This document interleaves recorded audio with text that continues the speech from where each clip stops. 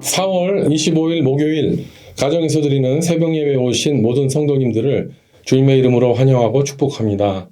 이 한 예배와 기도 시간을 통해서 하나님의 음성을 들으시고 오늘도 주님과 함께 동행하는 복된 하루 되시기를 주님의 이름으로 축복합니다. 다 같이 찬송가 382장, 구찬송가 432장, 너 근심 걱정 말아라 찬송가를 음원 반주에 맞추어서 함께 찬양하겠습니다.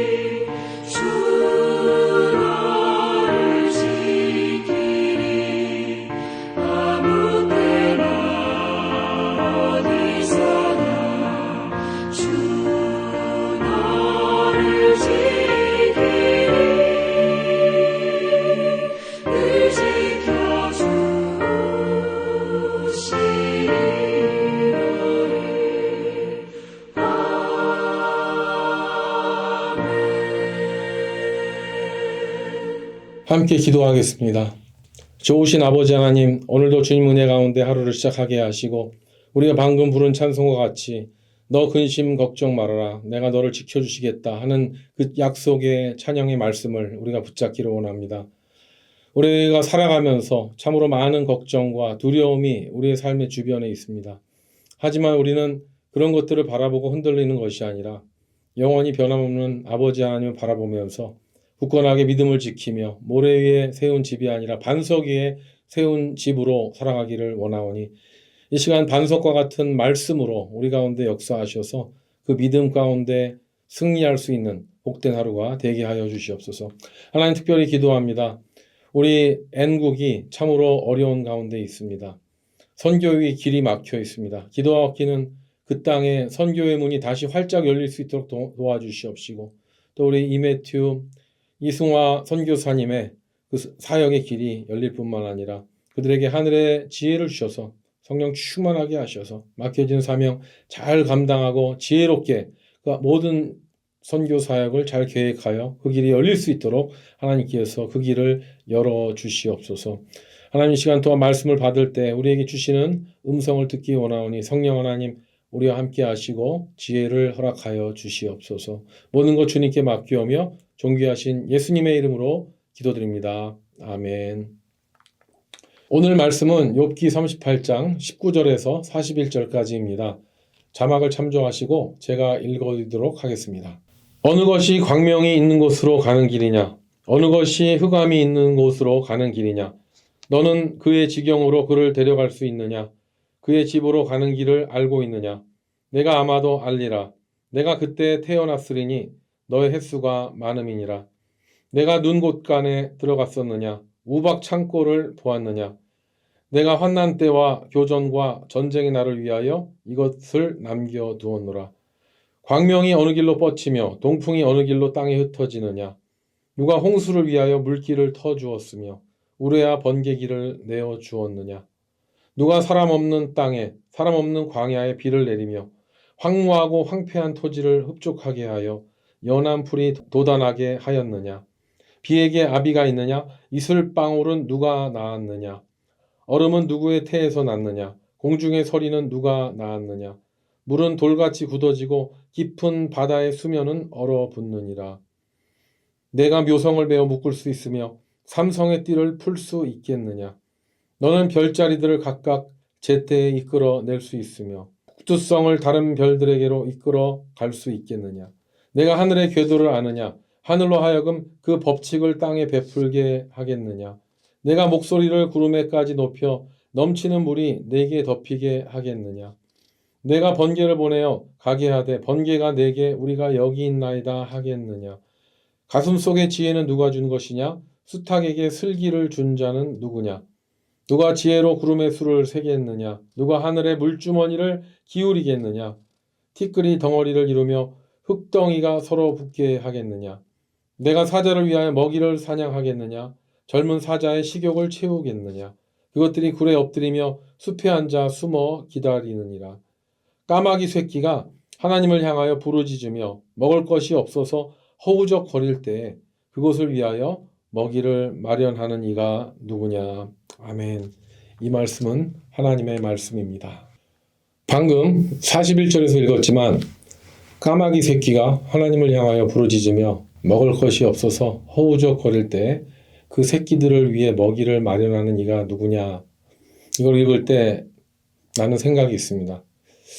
작년부터인가요? 저희 ANC 교회를 오가면서 자연에서 뭔가 좀 특이한 현상을 발견한 것입니다. 우리 교회가 산 옆에 있지 않습니까? 다름이 아니고요. 까마귀 떼들이 이동하는 것을 발견했습니다. 이 까마귀 떼들은요, 수백 마리가 아니라 거의 수천 마리가 넘는 것 같은 엄청난 수가 정말 희한하게도 아침이 일찍이면 새벽 기도 끝나고 집에 돌아갈 때 관찰이 되는데요. 한센댐 부근에 살고 있는 것 같은데 그거 동쪽으로 수천 마리가 날아가는 것을 봤습니다. 그런데 거꾸로 오후에 보면 오후에 이제 제가 신방 갔다가 교회 돌아올 때 보면은 다시 동쪽에서 서쪽으로 한센댐 쪽으로 그 수천 마리가 다시 되돌아오고 이동하는 걸 보면서 야, 쟤들은 하루 종일 어디 갔다가 올까? 별별 걱정을 다 하고 있죠. 저는 제가 좀 호기심이 많았고 그런데 제가 한 번은 우연하게 동쪽으로 한 20여 마일 지점일까요? 글렌데일 134번과 2번이 만나는 이글락 그 뒷산 쪽에 그 산에 어떤 그 매립지가 있는 걸 발견했습니다. 거기에서 아마 이런 식품 쓰레기를 거기다가 매립하는 것 같은데, 제가 보니까 거기에 까마귀 떼들이 이렇게 왕창 모여 있는 걸 봤는데 그걸 보니까 저희 교회에서 이동하는 그 숫자가 거의 비슷한 그 까마귀 떼를 제가 대낮에 목격한 거예요. 그래서 이 까마귀 떼들이 여기에서 하루 종일 먹이를 구하는구나. 그래서 이제 그 먹이를 물어다가 둥지에 있는 새끼들한테 갖다 주겠구나. 그런 생각을 했습니다. 그래서 이 수천 마리의 까마귀들이 이렇게 도시 사람들이 이렇게 내다 버린 그런 걸로 음식 쓰레기를 뒤지면서 자기들의 식량을 한두 마리가 아니라 수천 마리가 이렇게 해결하는 걸 보면서 야, 참 이 세상에 참새 한 마리도 굶어 죽으라는 법이 없구나 그런 생각을 했는데 오늘 그 마지막 말씀이 그거 아니겠습니까? 정말 까마귀 새끼가 하나님을 향하여 부르짖으며 먹을 것이 없다고 이렇게 허우적거릴 때 하나님은 그 어린 새끼 까마귀를 위해서 부모 까마귀에게 먹이 있는 곳을 알려주시고 또 마련해 주시는 예수님도 마태복음 10장 29절 31절에서 제자들에게 이런 말씀하셨죠. 참새 두 마리가 한 아사리온에 팔리지 않느냐. 그러나 너희 아버지께서 허락하지 아니하시면 그 참새 새끼 한 마리도 땅에 떨어지지 아니하리라 하면서 너희에게는 머리털까지 다 세신 바 되었나니 두려워하지 말라. 너희는 많은 참새보다 귀하니라. 할렐루야. 우리는 그 어떤 참새보다 어떤 까마귀 새끼보다 더 귀한 하나님의 자녀들인데요. 하나님은 그런 작은 자연의 미물들까지도 다 세심하게 돌보시고 먹여주시는데 하물며 우리가 뭐 걱정을 해야 되겠습니까? 우리는 진짜 먹고 살아야 되는 그런 절대적인 걱정을 하나님 앞에 내려놓으시기를 주님의 이름으로 축복합니다. 배고픈 까마귀 새끼에게 먹이를 주신다는 이 말을 지금 욥에게 하나님께서 하신다는 것이죠. 그 친구 엘리바스, 소발, 빌닷 이런 또 엘리우도 이런 말을 하지는 못했지만 욥에게 이런 말씀을 하신 분은 바로 하나님이십니다. 하나님의 말씀 무엇입니까? 아무것도 염려하지 말라, 두려워하지 말라라고 말씀하시는 거죠. 요즘 사람들은 지구 환경을 걱정합니다. 요즘에는 심지어 우주 저 너머에서 날아오는 그 유성이 지구에 떨어져서 지구가 멸망하지 않겠느냐고 걱정합니다. 근데 더 놀라운 것은 하나님께서는 그런 어떤 우주뿐만 아니라 또한 이 생물 세계 또 모든 것들을 다 카운트하고 계시고 하나님의 손길이 닿는 곳이 없지 않냐고 오늘 말씀에 나왔죠. 그리고 욥에게 이런 말씀하셨죠. 19절에 보면 어느 것이 광명이 있는 곳으로 가는 길이냐, 어느 것이 흑암이 있는 곳으로 가는 길이냐. 아마도 요즘 천체 물리학자들에게 이런 질문을 하면 요즘에는 뭐 위성도 있고 우주 탐사선도 있고 뭐 첨단 위성 천체 망원경도 있죠. 뭐 이런저런 가설을 내놓으면서 또 이렇게 뭐 여러 가지의 이견을 얘기할 수 있겠지만 여러분 욥의 시대에 하나님께서 이런 이야기를 욥에게 하셨을 때 아마 욥은 이 말 자체가 그 무슨 말을 하는지도 도무지 알 수 없었을 것입니다. 하지만 요즘 과학이 아무리 발달했다 하더라도 오늘 하나님께서 욥에게 하신 그런 질문의 단어들 이런 것들이 이제는 많은 사람들에게 보편화되었지만 그 뜻을 이해하지 못하는 것은 지금이나 그 수천 년 전이나 전혀 변화가 없습니다.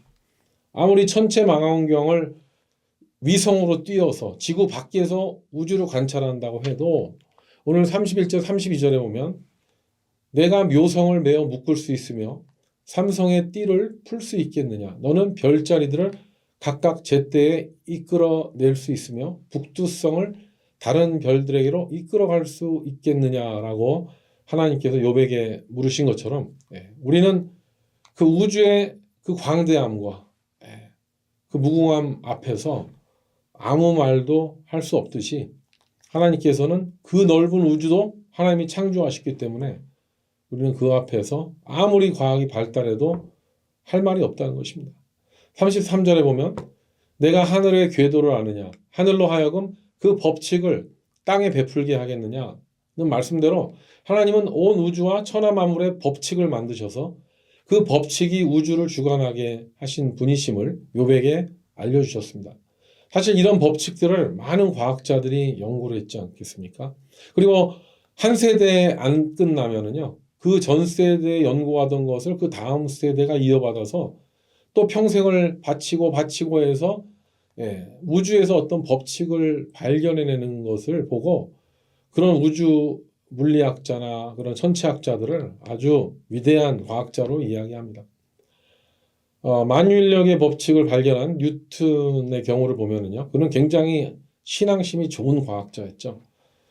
그는 이렇게 우연하게 사과를 바라보고 있었는데 사과가 뚝 땅으로 떨어지는 걸 보면서 지구같이 엄청나게 큰 질량의 먼지보다 더 작은 그 사과가 끌린다는 그 법칙을 뉴턴은 자연 상태에서 발견한 것입니다. 그래서 그는 만유 인력의 법칙을 이제 이야기하게 된 것이죠. 그리고 여러분 또 누구십니까? 또 핵물리학자 아인슈타인도 그 상대성 원리로 그거를 이제 우주에서 발견했지만 그래서 그거를 처음에 이제 공식으로 계산했죠. 그 질량의 손실은 빛의 속도와 관련돼 있다는 것을 그런 상대성 원리를 발견한 것입니다. 그러니까는 뭐 뉴턴도 그렇고 아인슈타인도 그렇고 그 원리를 창안하거나 창시한 사람이 아니라 그것을 우주와 자연 상태에서 발견했고 그것을 공식화한 사람이죠. 그리고 뭐 우리가 발명왕 에디슨도 얘기하면은요, 그 진공 전구 안에다가 정말 수만 가지 소재들을 전기로 태워봤죠. 그래서 결국은 타서 없어지지 않고 가장 오랜 시간 동안 빛을 내는 소재를 발견해서 라이트 벌브를 발견했습니다. 뭐 그렇지만 지금 누가 이제 라이트 벌브 수준이 아니라 이제는 LED가 이제 개발이 돼서 열도 안 나고 전기료도 아주 낮은 더 밝은 그런 발광체가 다이오드가 요즘에는 발견이 됐죠. 그렇기 때문에 인간들이 하는 발견은요, 우주와 자연에 원래 있었던 것을 그냥 찾아내는 것에 불과합니다. 아무리 과학자들이 연구를 많이 한다 하더라도 인간이 창조해내는 것은 아닙니다. 근데 자꾸 보면은 사람들이 엉뚱하고 어리석은 생각을 해요. 마치 무슨 발견하는 것을 자기가 모든 걸 창조했다는 어떤 어리석은 착각을 하게 되는데요. 발명 같은 것도 사실 하나님께서 창조하신 모든 자연의 소재들을 과학자들이 조합해갖고 얻어낸 조합의 산물이지 그건 창조가 아니죠. 그러므로 발견도 발명도 하나님의 창조를 결국은 세상에 드러내는 것이고 하나님이 인간을 위하여 유용하게 쓸 수 있도록 만들어낸 그런 것들을 다시 재조합해서 사용하는 것에 불과하다는 것이죠.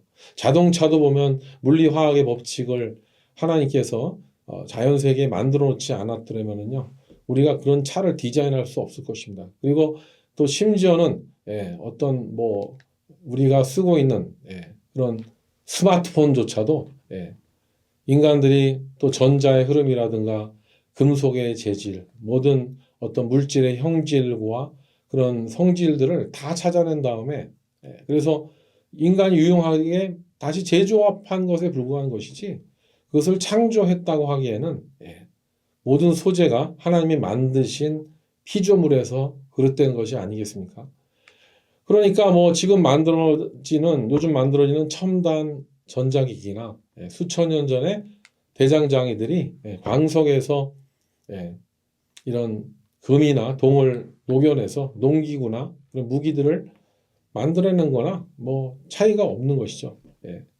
그저 인간은 하나님이 만드신 모든 만물 가운데서 그런 것을 사용하는 청지기에 불과할 따름입니다.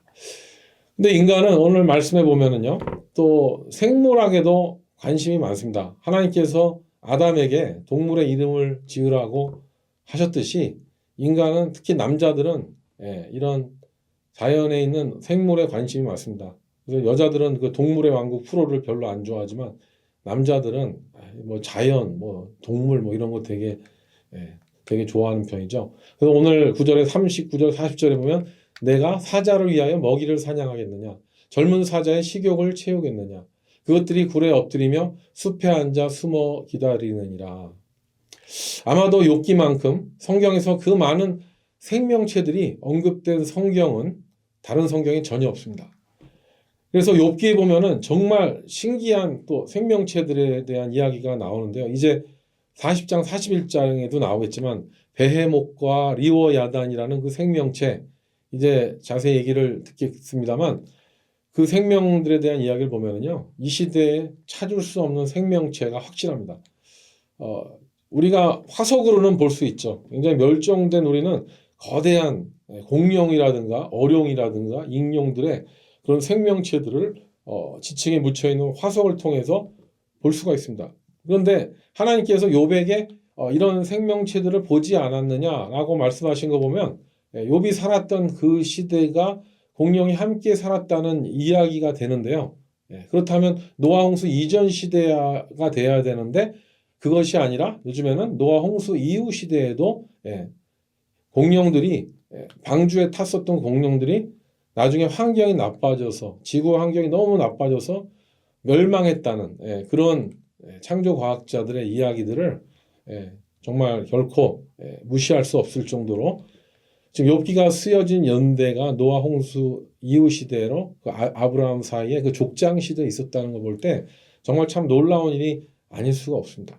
근데 실질적으로 정말 이렇게 욥기에 나와 있던 그런 생명체들이 전혀 없는 것이 아니라 지질학적으로 발견되어졌다는 그런 걸 보면은 참으로 성경에 나온 말씀이 놀랍지 않을 수가 없습니다. 그래서 오늘 우리에게 주신 말씀 가운데 두 가지만 나누기를 원하는데요. 첫 번째로는 우리는 하나님 앞에 정말 아무것도 걱정하지 말아야 됩니다. 염려하지 말아야 됩니다. 우리 빌립보서 4장 6절 7절 많이 외우죠. 아무것도 염려하지 말고 다만 모든 일에 기도와 간구로 너희 구할 것을 감사함으로 하나님께 아뢰라. 그리하면 모든 지각에 뛰어난 하나님의 평강이 그리스도 예수 안에서 너희 마음과 생각을 지키시리라는 말씀대로 여러분 모든 염려와 근심을 다 주 예수 그리스도의 이름으로 다 떨쳐버리시기를 주님의 이름으로 축원합니다.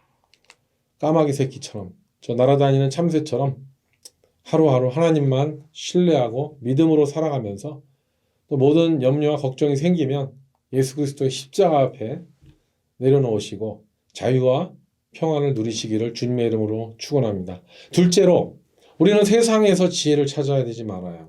우리는 오직 그 지혜를 성령 하나님께 지혜를 얻어야 되는 줄로 믿습니다. 성령 하나님께 위로부터 난 지혜를 얻을 때야만이 그 지혜가 온전하게 된다는 것이죠.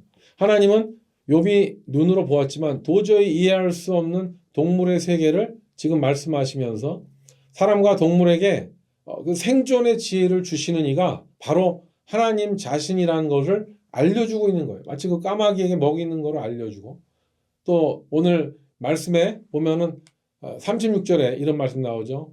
가슴속의 지혜는 누가 준 것이냐? 수탉에게 슬기를 준 자가 누구냐? 하나님은 수탉에게까지 새벽에 꼬꼬댁하는 그 시간을 슬기를 알려주어서 자연상에서 닭시계가 되게 하십니다. 그리고 세상의 지혜는 계속 바뀌고 또 바뀌죠. 21세기의 우주의 생성 원리로 가장 확실한 스티브 호킹의 빅뱅 띠오리가 여러분 아세요? 요즘에 그 띠오리가 흔들리고 있습니다. 새로운 우주 생성 학설이 필요하다고 합니다. 또 세상의 지혜는 변하지만 하나님께서 주시는 그 지혜는 아무리 시대를 초월해도 변함없는 줄로 믿습니다. 오늘 본문에 보면 이 세상에서 그 인간의 지혜가 얼마나 유한한 것에 대해서 언급되고 있습니다. 37절에 보면 누가 지혜로 구름의 새를 세겠느냐 누가 하늘의 물주머니를 기울이겠느냐 하는 표현을 보면은요. 이 온 천하 만물의 통치자가 누구이신가를 분명하게 알려주십니다. 우리 예수님께서 제자들에게 그 밤에 갈릴리 호수에 이제 그 돌풍이 나와서 풍랑이 일어날 때 그때 예수님이 어둠 가운데 무리를 걸어오셨을 때 그때 이 자연 만물의 통치자가 누구신가를 예수님이 제자들에게 보여주셨죠. 오늘 38장에 보면은 그런 이야기들이 다 나온 것이에요. 이 모든 삼라만상 온 우주와 이 자연 만물의 주권자, 창조주, 통치자는 누구시다? 바로 우리 아버지 하나님이시라는 것이죠. 또한 우리 예수 그리스도 성령님과 함께 창세기 1장에 보면 태초부터 그 삼위일체께서 그 모든 창조에 함께 하셨고 지금도 세 분께서 이 세상을 통치하시는 그런 하나님의 그 주권 안에 우리가 살고 있기 때문에 우리는 세상에 있는 지혜를 얻으려고 안다라는 것이 아니라 매일매일 말씀으로 하나님을 묵상하면서 또 거기서 지혜를 얻어서 우리의 삶에 정말 하나님이 주시는 그 지혜 외에는 우리가 의존할 수 있는 것이 없다는 것을 인정하는 것이 그리고 인간의 지혜는 아무리 노력해도 얻는 것에 분명한 한계가 있다는 것을 깨닫는 것이 지혜라는 것이죠. 사랑하는 성도 여러분, 우리는 매일매일 정말 수많은 과학적인 보고와 최첨단 기술의 개발 그리고 또 깊은 해양에서 새로운 생명의 발견을 소식을 듣기도 하고 또 함께 살았었던 동물이 멸종됐다는 이야기도 듣고 또 새로운 천체가 발견되기도 하고 심지어는 우주의 그 지구와 비슷한 행성을 발견했다는 등등 매일마다 새로운 뉴스를 접하지만 이 온 우주와 천하 만물의 창조자이시며 통치자이신 그리고 인간의 모든 발견과 발명의 주관자이신 하나님을 우리가 바라보고 나아간다면 우리의 믿음은 흔들림 없이 주님 다시 오시는 그날까지 견고한 믿음으로 승리하게 될 줄로 믿습니다. 그렇게 믿음의 주요 온전케 하시는 예수만 바라보면서 오늘도 어떤 상황 가운데도 주님을 신뢰하고 주님의 손길을 놓지 말고 끝까지 말씀으로 믿음으로 승리하시는 저와 여러분 되시기를 주님의 이름으로 축복합니다. 함께 기도하겠습니다. 좋으신 아버지 하나님 감사합니다. 오늘 욥기를 통해서 우리가 이 자연 상태 또 우주를 바라보면서 참으로 많은 정보들을 접하지만 인간에게는 그 모든 것에 한계가 있다는 것을 하나님께서 말씀해 주셨습니다. 세상은 점점 더 교만해지고 하나님을 대항해서 지구가 멸망하면 지구를 버리고 다른 행성에 가면 되지 하는 이런 과학자들의 무책임하고 참으로 어리석은 그런 이야기들을 바라보고 또 가면 갈수록 정치인들은 또 정말 이 세상의 극소수의 그런 거부들은 자기들을 위한 그런 세계를 꿈꾸고 나머지 살아있는 인간들을 마치 쓸모없는 인간들과 같이 여기는 그런 무시무시한 시대를 우리가 향해 나가고 있지만 기도합니다. 예수 그리스도가 다시 오시는 그날에 그 모든 것들이 심판되어지고 하나님의 예수 그리스도의 공의가 강물과 같이 흐르는 그 시간이 속히 오게 되기를 간절히 소망합니다. 오늘도 지구 땅 구석구석 한 명이라도 복음으로 구원받게 하시고 하나님 백성 추수하여 주셔서 예수님 다시 오시는 그날을 우리가 맞이할 수 있도록 모든 근심과 걱정 다 십자가 앞에 내려놓고 자유하며 주님과 동행하며 기쁨으로 살아가는 우리 모두가 되게 하여 주시옵소서.